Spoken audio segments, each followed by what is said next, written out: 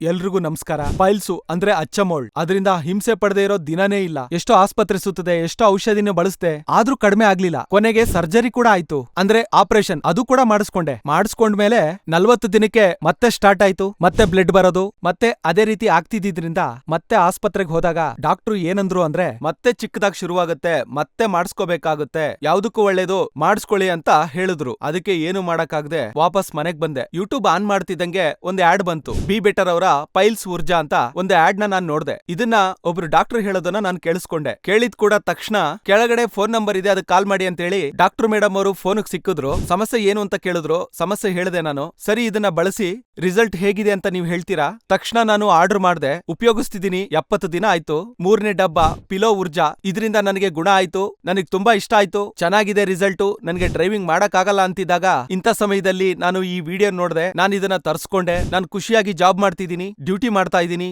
ನಾನೀಗ ತುಂಬಾ ಸಂತೋಷವಾಗಿದ್ದೀನಿ. ಇದೊಂದೇ ಅಲ್ಲ, ಕೀಲ್ ನೋವುಗಾಗ್ಲಿ, ಮಂಡಿ ನೋವಿಗೆ ಆಗ್ಲಿ, ಗಂಡ ಹೆಂಡ್ತಿರ ಸಾಂಸಾರಿಕ ಜೀವನಕ್ಕೆ ಆಗ್ಲಿ, ಪ್ರತಿಯೊಂದಕ್ಕೂ ಔಷಧಿ ಸಿಗುತ್ತೆ.